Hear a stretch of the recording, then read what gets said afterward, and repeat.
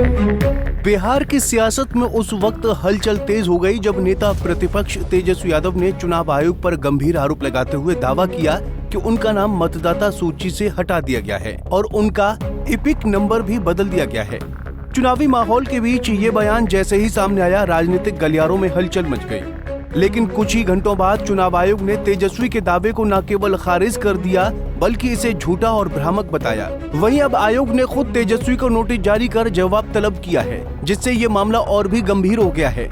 ऐसे में यहाँ सवाल उठने लगे हैं कि क्या ये सिर्फ एक राजनीतिक स्टंट था या फिर कोई गहरी साजिश।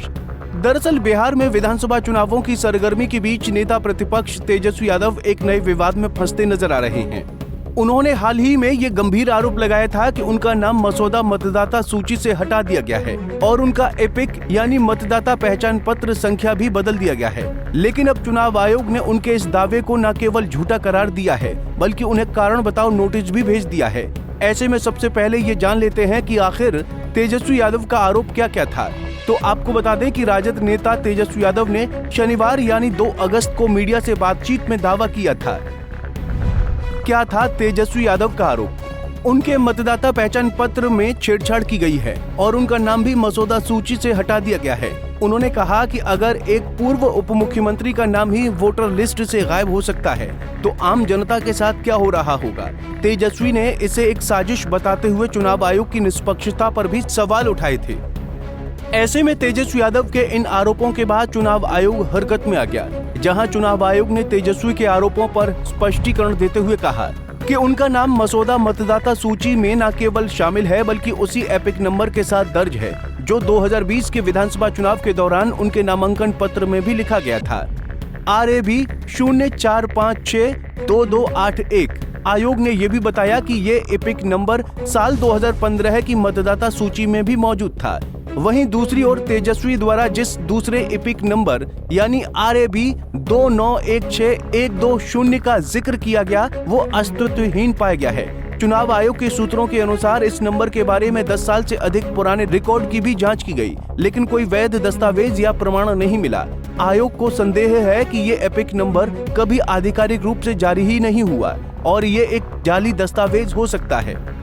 जिसके बाद अब तेजस्वी यादव को चुनाव आयोग ने नोटिस जारी करते हुए जवाब मांगा है कि उनके पास 2 एपिक नंबर कैसे हैं। ऐसे में अगर 2 एपिक नंबर रखने की बात सही पाई जाती है तो वहीं ये भी पाया जाता है कि उन्होंने जानबूझकर फर्जी दस्तावेज प्रस्तुत किए जो तेजस्वी यादव को चुनावी प्रक्रिया से अयोग्य ठहरा सकता है और साथ ही उनके खिलाफ आपराधिक मामला भी दर्ज हो सकता है, क्योंकि भारतीय दंड संहिता यानी IPC और जन प्रतिनिधित्व अधिनियम के तहत ये एक गंभीर अपराध माना जाता है। हालांकि अभी जांच जारी है और अंतिम निर्णय चुनाव आयोग के औपचारिक उत्तर और स्पष्टीकरण के आधार पर लिया जाएगा। वहीं इन सब के बीच NDA सरकार को मौका मिल गया विपक्ष पर सवालों की बौछार करने का। इसके साथ ही बीजेपी इस मुद्दे को बड़े स्तर पर उठा रही है, जहां बीजेपी प्रवक्ता और सांसद संबित पात्रा ने तेजस्वी के नाम का मतदाता सूची में न होने के दावे और चुनाव आयोग के तेजस्वी के पास 2 वोटर ID होने के मामले में स्पष्टीकरण मांगने के जवाब में अपनी प्रतिक्रिया दी है,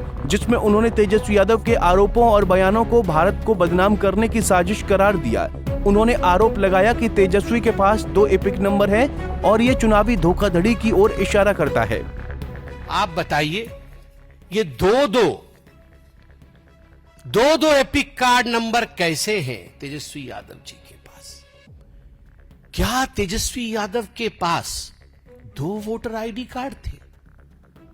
क्या तेजस्वी यादव जी के पास मैं कैमरे में नजर मिलाकर, मुझे पता है तेजस्वी जी आप टीवी देख रहे हैं और मुझे यह भी पता है बगल में राहुल गांधी जी बैठे होंगे एटम बॉम्ब लिए हुए, आप दोनों बैठे हुए हैं, मैं दोनों से निगाह मिला के पूछ रहा हूं, क्या तेजस्वी यादव जी आपके पास 2 वोटर ID कार्ड है? ये जघन्य अपराध, ये भारत के लोकतंत्र और चुनाव आयोग के साथ खिलवाड़ किसने किया है? मैं तो आज पूछना चाहता हूं, सुबह इतनी काली है तो रात का आलम क्या होगा? सर्वोच्च नेता के हैं 2 एपिक कार्ड तो कार्यकर्ता का हाल क्या होगा? ऐसे में संबित पात्रा के इस बयान से ये स्पष्ट है कि पार्टी इसे महज एक प्रशासनिक मामला न मानकर राजनीतिक साजिश के तौर पर प्रचारित करने की रणनीति पर काम कर रही है।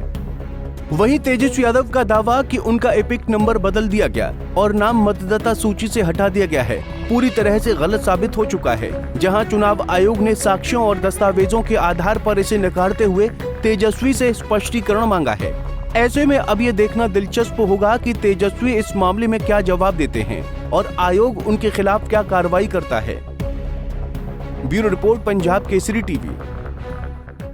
हमसे जुड़े रहने के लिए हमारे YouTube चैनल को सब्सक्राइब करें और नई वीडियो की नोटिफिकेशन के लिए बेल आइकॉन को दबाएं।